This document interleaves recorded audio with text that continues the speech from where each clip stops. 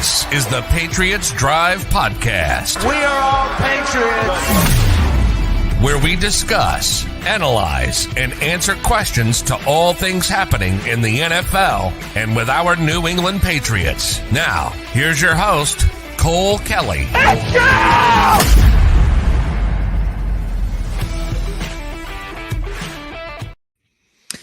Welcome into another edition of the Patriots Drive Podcast. That was a close one, a little closer than we were anticipating at the beginning of that game. I would say I wasn't nervous at all until they made it 13-10 and then got the ball back, and then it was all the nerves coming quickly. So I'm here with my co-host Jace Campbell. How's it going, Jace? Yeah, it's going good. I don't know why we can never just make it easy and just wrap it up, or something when we have an opportunity, but. A win's a win. 1-2 on the year, not ideal, but it's better than 0-3 right now. So it is definitely better than 0-3. Yeah, I mean, definitely not the prettiest of games, and you're still going up against a good defense. Obviously, you're going up against an offense that has struggled since Aaron Rodgers went out, but you're going up against a really good defense still. So, some good, some bad, and some things that we'll get into to talk about. But yeah, like you said, on the road, AFC East opponent, getting a win. Doesn't matter how it is. It's just good to get in the win column for this team. Yeah, absolutely. So finally, this was kind of a must-win. This was definitely a must-win game here. You can't fall to 0-3 and then 0-2 in the division as well. You had to take advantage of this Jets team. They are struggling. They are not a good football team offensively at all. And offensively, we struggle against their defense a little bit as well, but the conditions weren't great either. And I don't know. I am glad to make it 15 in a row against the Jets, though. They are the worst. So, but yeah, I mean, we can kind of hop right into it. It was overall an ugly game. It wasn't the prettiest, like you said.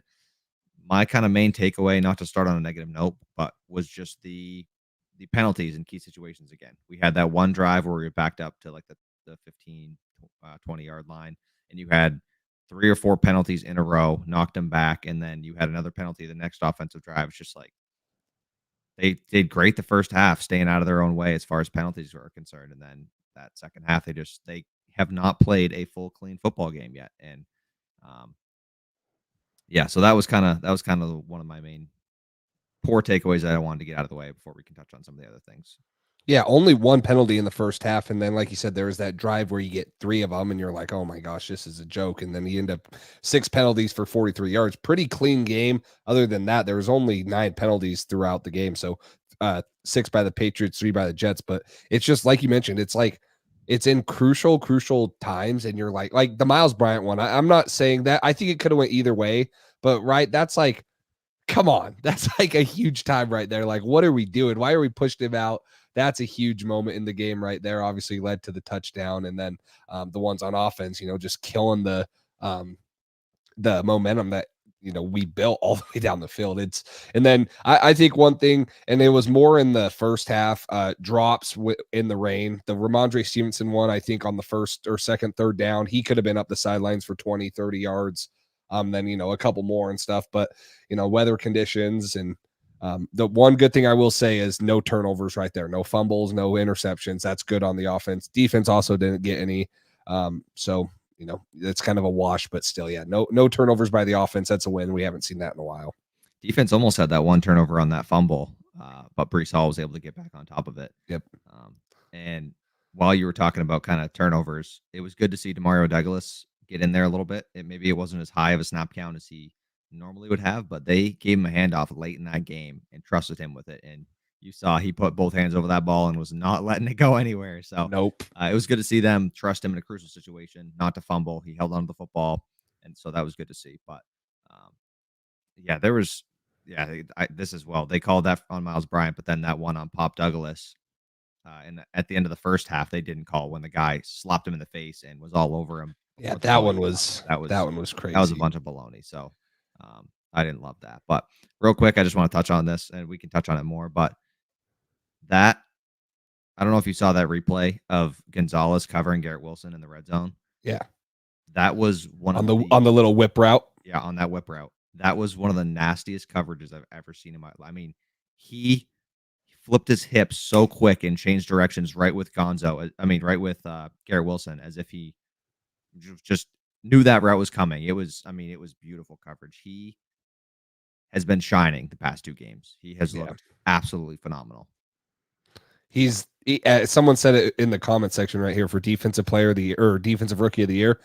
Right now, he's playing like it. And if he keeps this up, he's the best corner on this team. And that's because we have a couple injuries. But you'd think a rookie who's played A.J. Brown, Jalen Waddle, Tyreek Hill, and Garrett Wilson for his first 3 games and matchups, you think he'd have a little bit more stats on him or a little bit more susceptible to some big plays.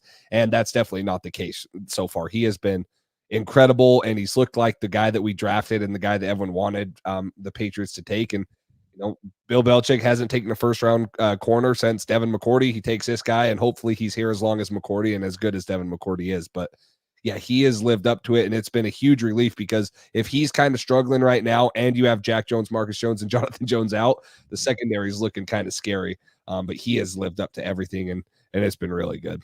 Yeah, he's been awesome. And just kind of an update on Marcus Jones. He did get put on IR. He was on injured reserve, and Belichick said he'll be out a while. It sounds like it's going to be probably more than the 4 weeks even, unless he tries to play through it. I saw one reporter, I don't know if it was Josina Anderson or what, who said, maybe it was Karen Garigi. But anyways, that a lot of players try to play through it and wait for surgery till the offseason, but it's a very painful thing. So we'll see how he ends up doing in that aspect. But Belichick didn't sound super positive about it, said he'd be out a while, and it was a big loss. He had a great rookie year, so don't love that. Jonathan Jones missing his 2nd consecutive game. I'm hoping he's back by next week. But, yeah, the secondary performing and stepping up, doing as well as they did. I know our defensive line has a lot to do with that because they had pressure on Zach Wilson most of the day. But them stepping up with all the injuries was huge to see. And, I mean, like we've been talking about, Christian Gonzalez just locking up number 1 receivers across the league so far has been great. I mean, he has had 3 huge tests, and he has passed all of them. And the past 2 weeks, he had excelled in his matchups against some of the top receivers in the NFL. Yeah, been straight up incredible. I think today we'll kind of get into the good, bad, and the injured right here that we usually get into. But I think that today the run defense was a lot better than what I had expected and anticipated, especially after what they gave up to Raheem Mostert. You come in, you only give up 38 yards rushing.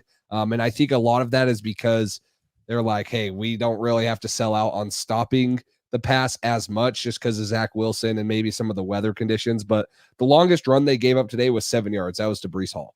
So you give up 38 total yards rushing, a 1.7 average, and then the 1 touchdown at the goal line and stuff. But the run defense was severely improved today. And we'll talk about the injured portion because there were a couple D linemen that got hurt. But that was refreshing to see because this is a team that has 2 very capable running backs, and Breece Hall is very explosive, and they've kind of underutilized him the last 2 weeks, the Jets have. But to see them stop that run game and, rely on the secondary, which is how we should, because that's probably the strength of our team. It was definitely exciting to see that. Yeah. And just, I mean, not to change the subject, but related to what you just talked about with the run defense, the Dolphins had 350 rushing yards against the Broncos today, and they won 70-20. Yeah, that was a crazy absolutely absurd. But yeah, so I was certainly happy to see our run defense look a little better than last week. They're going to have to do that, and the D line's going to have to continue to dominate and let our secondary do its thing as well. But certainly good to see. I mean, the Jets haven't had a lot of success running the football. Breece Hall with the 4 touches, kind of like we touched on, but it was definitely good to see the defense dominate basically all day outside of that 1 drive. They put pressure on Wilson. That O-line was kind of banged up. Their starting left tackle was out for the Jets, but it seemed like we took advantage. A bunch of different guys. It wasn't just one guy. It was kind of the whole D-line at different points of the game made their impact, whether it was hitting Zach Wilson as he was throwing or getting pressure, making him go out of the pocket and throw it on the run or throw it out of bounds. So D-line did good today. Yeah, and the other thing is 2 for 14 third down efficiency for the Jets. The Patriots got them in 3rd and longs and 3rd and obvious pass downs, and they were able to get off the field and stuff. And that's a key to anyone you play, not just a struggling quarterback. But if you get teams into 3rd and 9, 3rd and 8 plus, it's going to be very easy for you to get off the field continuously. And I think the Patriots did a good job of doing that. And 2 for 14 is really good. And if you want to flip that, 8 for 19 for the Patriots, that's pretty good third down efficiency. At one point, Mac was 6 for 11 on third downs with 6 first downs. That's very, very good and very efficient. And we can live with that on offense. So kind of both the third down offense and third down defense was actually pretty good today, surprisingly. And helps the defense get off the field and get the offense back on the field, and then helps wear out that defense of the Jets by extending drives. And you just wish you'd like to put up a little more points with that efficiency, because that's pretty good efficiency right there.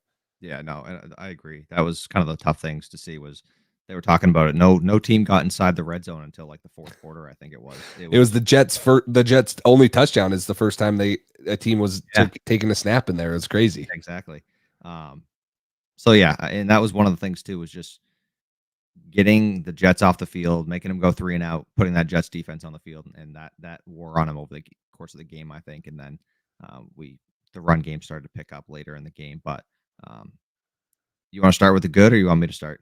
You go ahead and start with the good. I'm just going to start with this. Isn't necessarily the player that stood out the most, but it was good to see Zeke get going a little bit there later in the fourth quarter. Towards the end of the game, he had a few runs for first downs there. I think he had like 70 yards on the ground. So let's see, he had 80 yards, averaging 5 yards a carry. So 16 carries for 80 yards for Zeke. It was good to see him get going again. Just having that balance between him and Ramondre. Ramondre didn't look great today, so I'm not worried about him or anything, but it was good to have a change of pace back like Zeke out there who could do some things as well and give Ramondre a break and spell him a little bit, especially when he wasn't having his normal type of day.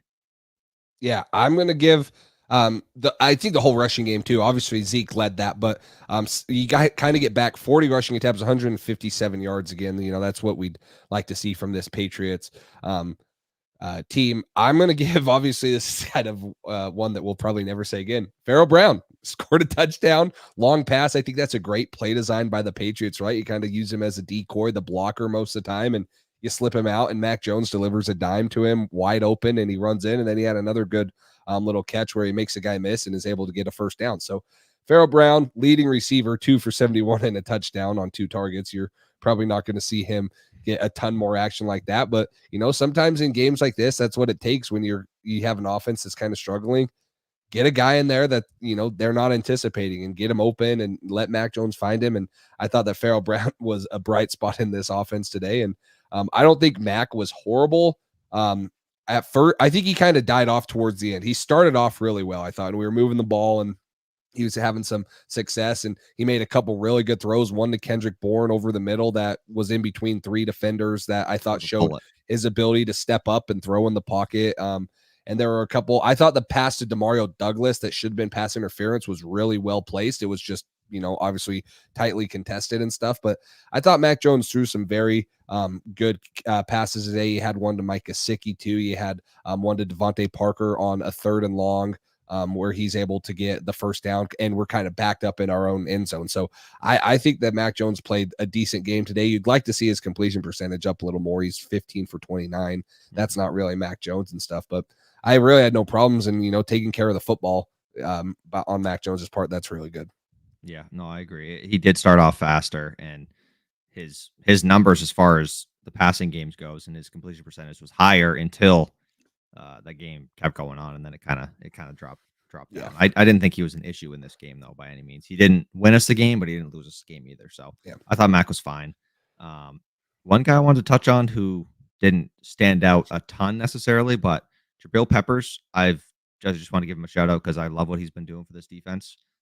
He had one play where it was like a swing pass to the back on the right side, and he blew up the wide receiver who was trying to block him, pushed the dude on his ass, and then went and made the tackle. I think it was either Brees or Dalvin, but I think it was Dalvin. I think it was Dalvin, yeah. And then wrapped him up and made a great tackle in space, bringing him down with his bringing him down from his legs. So that was definitely an impressive tackle, and I just feel like he just flies all over the field with a bunch of energy, and I definitely like what he's bringing to this defense this year.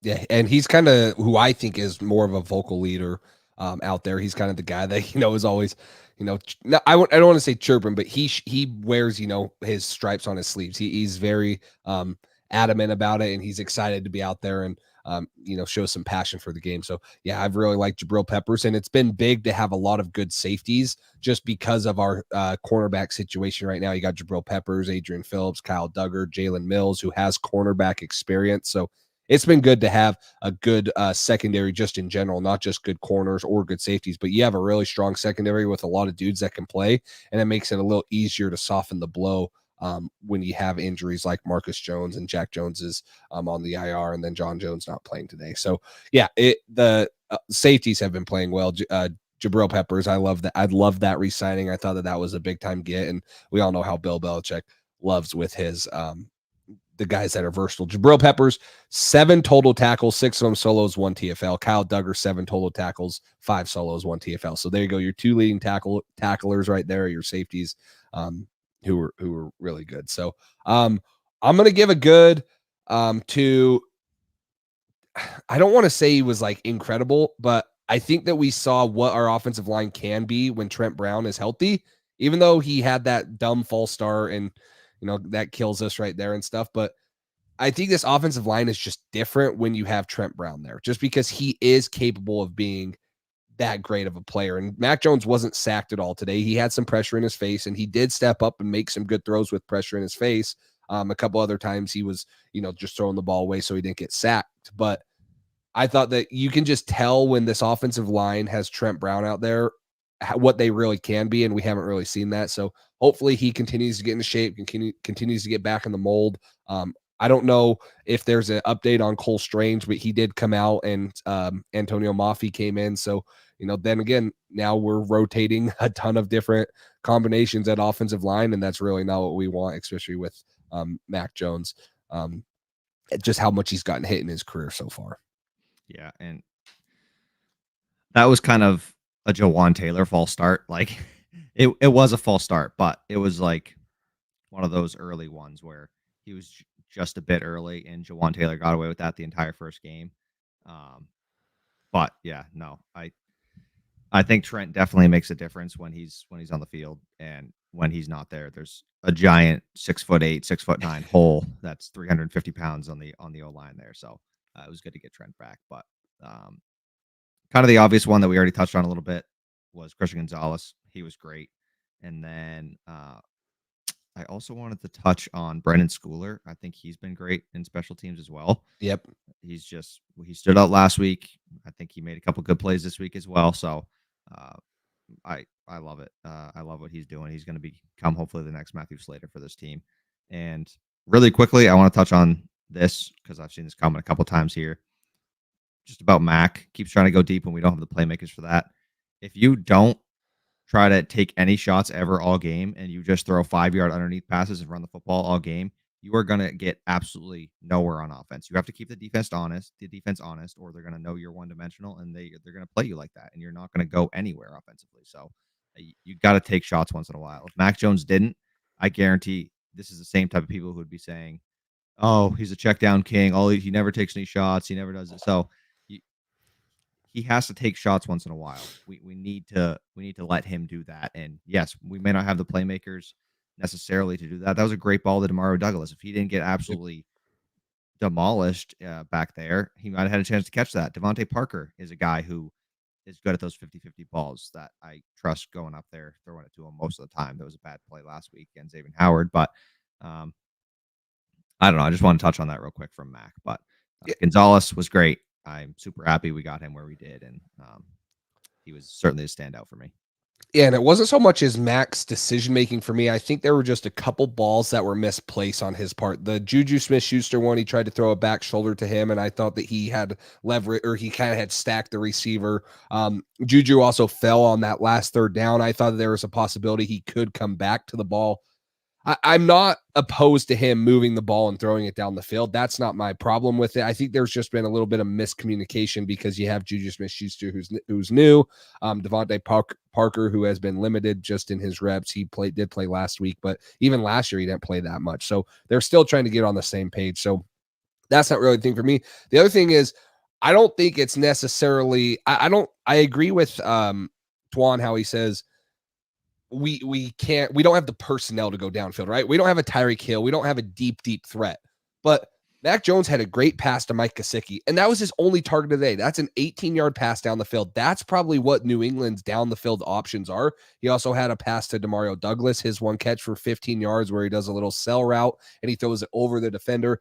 That's probably more of the Patriots down the field threat, in my opinion. Now, if Tyquan Thornton ever turns out, then I think there's a possibility we can take the top off of defense. So I do agree with you that we're probably not going to see many 50, 60-yard bombs down the field just because we don't have that guy that can take the top off of a defense. But I think New England can push the ball down the field. They have mismatches on the outsides. Demario Douglas can get open. Mike Gesicki is a mismatch. We saw him. I was just a little disappointed that after that first catch on the first drive that he has, we don't go back to him at all. There's no other target to Mike Gesicki. So I think we can move the ball down the field. It's just it's going to be in different ways than, say, the Dolphins are going to push the ball down the field, or maybe the Chiefs or something. It's not going to be those huge explosive plays. And that's kind of what we've been saying too, is like, get a true number one receiver. And then we probably do have someone that, like, we have a bunch of guys that are really good at the short to intermediate routes. And then you have tight ends who can get open on the longer 10 to 15-yard routes, but you don't have a guy that's a number one guy that can take the top off of a defense for a 40-yard completion. And that goes on Bill. That doesn't go on Mac, in my opinion. That goes on Bill and how he's built this team and this roster. Because I guarantee if Mac Jones had a say, he would have wanted a number one receiver to throw down the field to. Yeah, no, absolutely. I agree with you there. Anybody else you want to touch on as far as the good goes? There wasn't really a whole lot of good or bad. It was kind of a bunch of just fine today. I was going to say two more good ones. I thought Bryce Behringer was good. He had 4 inside the 20. 4 of his 8 kicks were inside the 20. That's very, very good, because last year we were not getting that. It was just touchback after touchback, or it was like 20-yard punts. The only reason I didn't put him on there was a couple of his punts were short, and he got lucky with the bounce. They did let bounce. him roll quite a ways down there. So that was the only reason I didn't put him, but he did pin a few that were nice inside the 10, inside the 15. So and for all we know, he could be kicking them short and letting them roll, because he could be putting spin. I'm not saying that he's like doing this, but I'm saying, I think Tony Romo or Jim Nantz said on the broadcast, like, if you kick it long, you have no chance. If you kick it short, it can at least roll. So the only thing, if that guy would have caught the ball, though, you know what I mean? Yeah, he would have ran up to it exactly. and caught it instead of just letting it bounce for some reason and roll 25 yards. Then it's a horrible kick. But he did let it bounce, and it did roll, and he got 20 extra yards on it. And it was a great punt. So I thought he was good overall. I just thought he had a couple here and there that he was lucky the punt returner didn't grab the football, because it could have been worse. And later in the game, he let it bounce once, and then he picked it up and ran with it, because it was going to be the same type of situation. But I thought he was solid overall. Yeah. The other one I want to give credit to, I thought Chad Ryland, he had 2 missed field goals. I thought those were really high snaps. So you can put Joe Cardona in the bad, I guess, for those high snaps. But he hits a 48 and a 51-yarder. Like, that shows his leg right there that he has. And the second kick, so the first one he missed, technically, I thought was online for 90% of the kick, and that it just barely veers out. The third one was not close and stuff, and I don't know if he rushed it. It was 57 yards, I believe, so it was a deep one, but he has the leg. And I would be interested to see if those snaps aren't high, and we don't have to jump up and get them, and then it's kind of a rush process if he makes one of those a little bit easier. So it was good to see his kind of leg, because we have been hearing about how big of a leg he does have, and to see him hit a 48 and a 51-yarders, that's pretty good news, because it seems like whenever the Patriots cross the 50-yard line, they just sputter. So you might need a couple more of those from Rayland. It was funny how both his kicks that were good looked wide right by about 5 yards, and they just came back. They hooked in. So yeah, I thought he was good, but that's a good transition into the bad, because Joe Cardona was the most obvious standout for me, as far as he just didn't have clean snaps for either of those kicks. So they need to clean up that operation a little bit. But and then one other guy, I thought Cole Strange, in the time that he did play, I didn't think he was great. I think he had 1 penalty, and he was letting up a couple pressures, and I don't know, he just hasn't looked the same as he did early in the season last year. I'm not sure what's going on with him, but I haven't loved what I've seen from him. Yeah.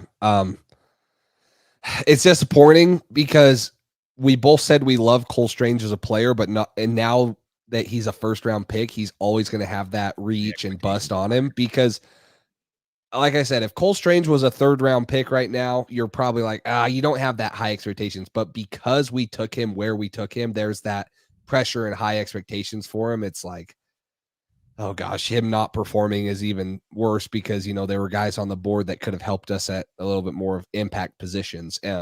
So that's a little concerning for me. One kind of bad for me, we had no red zone snaps. Like that's a problem. When you're playing against a good offensive team, you've got to get in the red zone and you've got to score touchdowns. So we can get away with that against the Jets, but the offense moving the ball between their goal line and like the 40-yard line is really good.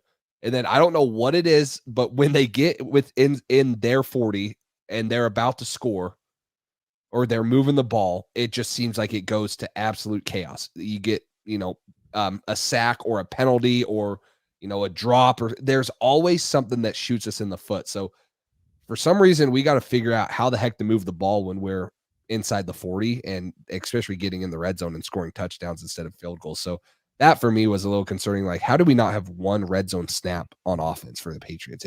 It blows my mind because I felt like our offense, 358 total yards on 13 drives, 5.2 yards a play is pretty good. That's pretty good offense, especially against the Jets defense that's supposed to be one of the best in the NFL. Yeah, I agree. That is a little odd and a little bit concerning, but and it's not like we're a team like Miami that is scoring all these touchdowns on big plays and you just don't need to be in the red zone. It's just we never really got there. So that was certainly odd. But next for me on the bad was just the penalties, which we touched on earlier. I won't go too deep into that because we already touched on it a lot. But great in the first half, poor in the second half as far as that goes. And it single-handedly killed a drive that ended up giving the Jets a chance for some momentum. And they didn't take advantage of it because they're the Jets. But it was certainly a big opportunity where they gave the Jets the ball back basically at midfield after a few penalties set them back where they had to punt deep in their own zone. So penalties weren't great. It's been a consistent thing throughout the first 3 weeks. Hopefully they clean that up coming in the next couple weeks. Yeah. MA football guy, Farrell Brown flashed. Yep, we included him. Juju sucks. I'll throw Juju in the bad because he did have that dumb penalty coming back. That hasn't been legal for like 3 years. Like the first year, maybe 2, you're kind of like, oh, yeah, that used to be legal. I don't know if he thought it was Vontez Burfict and he was like having flashbacks. He just wanted to hit someone again, but that was a dumb penalty. And then he has one catch for 5 yards on 3 targets. And like I said, I felt like one of them, he had a chance to come back and at least make a catch. He kind of slipped. It was on that last third down that we had. But yeah, he was signed as the number 1 receiver on this team. And we've heard the reports and it has not been like that. And, you know, when you're paying the guy that money and he's underperforming, it's like, oh gosh, what's going on here? So I don't know what his role is going to be on the team going forward. Cause like I said, I think we have 5 really good receivers between him, Kendrick Bourne, Devontae Parker, Demario Douglas. I think we have 5 good receivers. Plus, you got 2 really good pass catching tight ends, but his role just seems like it's not existent. And I don't even know if he, you know, what it's going to be like the rest of the year. So that's a little concerning. Yeah, I am very concerned about Juju at this point, just not really being productive in almost any game. He hasn't made an impact hardly at all. So that already looks like a flop of a signing, which is just not good. I don't know what it is with wide receivers in this team, but they just refuse to spend for a good one, and they just spend too much on mediocre ones that don't end up doing anything for the team, like Nelson Aguilar and like Juju Smith-Schuster so far. So just go get a guy who's good, and you don't have to worry about it. It's just I'll never understand it. But yeah, I mean, for me, it's like, why not just trade for a Calvin Ridley, right? Why not give up a 2nd round pick for him because he's an established receiver? I've said this for a year or two. I really wonder if it's our development system. I don't know if it's the receivers coach, if it's because we haven't had a good OC for a little bit to develop receivers, but it's like we need to get some established dudes in here because the last 3, 4, 5 receivers we've drafted, N'Keal Harry, Malcolm Mitchell, Tyquan Thornton, like other than Demario Douglas and Kayshon Boutte that have showed flash in the preseason and fall camp, there really has not been any development of receivers on this team. So it's like, if you want a number one receiver, you might need to go trade for one. And I think that's kind of their thought with Juju Smith-Schuster. But then again, you're trading for a guy who's probably or is a wide receiver 2 on most teams. And he's a good wide receiver 2, but he's being underutilized here. And he's really hasn't had a role because he's not that number one guy. Good wide receiver 2, great wide receiver 5. Don't forget that. We have really good wide receiver 5s on this team, guys. The best 5. Oh yeah. But yeah, I thought Ramondre was okay. I didn't think he was bad necessarily, but he definitely wasn't good. Outside of that, I really didn't have anybody else. I'm surprised I didn't take more advantage of Shaun Wade being on the field. I thought that would be a good matchup for them. But you got anybody else you want to touch on as far as the bad goes? And then we got a few injuries. No, I think this is a classic game that we've talked about. This is just a blah game, right? Like, there's nothing exciting, nothing horrendous necessarily. And what sucks is I feel like there's too many games like that the Patriots have played over the last 2 years. That's what this team has become. It's just been, okay. It's like, as opposed to the Dolphins putting up 70 points. It's like they had all 3 of their running backs had like 25 plus fantasy points. That's all on the good list. And then you got Tua, you got Tyreek, you got Jalen Waddle was out, but they put up 70 without Jalen Waddle. Think about that. Absurd. Yeah. But yeah, so kind of just to touch on the injuries. Hunter Henry got hurt at the end of that game, ankle injury. Don't know how bad that is. He walked off under his own power, which was good to see. But and then early in the game on back-to-back plays, Devon Godchaux with an ankle. Godchaux was the ankle. Aquale was shoulder or elbow or arm. Yeah, something like that. Upper body, I think. But Daniel Aquale and Devon Godchaux, 2 of the guys who have been our interior run stuffers, both got hurt back-to-back plays. Not great to see. They got ruled out shortly after. You would hope that that's nothing serious, but being ruled out semi as quickly as they were is not great. But so yeah, we'll see. We'll see about that. We'll see if there's any injury updates after the game about either of those guys. But those are the guys that I remember. Is there anybody else? Oh, Cole Strange, like you said. Yeah, Strange that went off. I think that's all I can remember. Yeah, I don't remember anymore. I don't. I think it was just those guys right there. And then, talking about Jonathan Jones, you hope he's active next week because you're going to play another good offense and a very, very good defense and pass rush. You hope that Cole Strange is somewhat healthy, or you figure out the offensive line, because this is probably the best pass rush next week against the Cowboys. You got Micah Parsons, who's a beast, and a bunch of other guys that can get to the passer, because you have to put so much attention on Micah Parsons. So yeah, you hope that some of those guys are good to go for next week, because we said it's ideal to come out 2-2, and so you got to go on the road and pick up another win next week, and it's looking very hard and very scary for them to do that. Right now, though, I will say Dallas is down 9-0 to Arizona. Arizona has started off so weird. They start. I think they're we're playing too good, because they're taking for Caleb Williams or what. They're like, oh, we're playing too good. We got to tone it down. We can't be playing this good. We got to lose. So I don't get it. The first half, they just come out guns blazing. And then the second half, they're like, all right, you guys can come back now. We'll make it a game. Yeah. What? Yeah. But anything else you want to touch on? I have one thing that's not Patriots related, but is there anything else you want to touch on? Is it an ad read from our sponsor? Or do you want to do that after? I'll save it for after the ad read. Okay. I was just going to tell you guys, if you guys are into sports betting or daily pick'ems, weekly fantasy leagues, make sure you guys go to underdogfantasy.com. Underdog has been sponsoring this show for a little bit now. And they give you guys your first deposit matched up to $100 when you use code PATSDRIVE at checkout, or you click the link in our bio. So if you guys are into that, you guys can compete with us. If you ever tune into our pregame shows, which we usually do on Wednesday or Thursday, you're going to be able to see our picks that we give out, little parlays and stuff like that. And they're always running promos. They had a promo this week that I jumped in on, that you just had to use a Tyreek Hill bet, and then you were entered to win $10,000. They were giving away $100,000 total dollars, $10,000 to 10 different people. And you didn't even have to hit on the bet. You just had to put that in your parlay and stuff. So they're always giving out money. Again, you can use your first deposit matched up to $100 when you use our code. So make sure you head over to underdogfantasy.com or download the app and, you guys can get in on some of those deals that they're running. So, yeah, absolutely. Speaking of a former Patriot, J.C. Jackson, healthy scratch for the Chargers this week, going up against the Vikings and Justin Jefferson. Yeah, we're going to get him back for $3 million for 8 years. He has been horrendous since going to the Chargers. Yes, he has. Bad, got hurt, and he has been bad all year this year. And then he goes a healthy scratch after getting paid like 4 years, $84 million or something, or 5 years, $84 million. Like, wild. So I guess I'm happy the Patriots didn't pay him because he seems to be a system corner for just a guy in this system. Yeah, then he would have been good. If you paid him, he would have been good because he's just good in our system. I'd rather pay guys who are good in any system. That way, or just find a defensive rookie of the year candidate that's a baller and is very cheap, and hopefully you repay him when the time comes.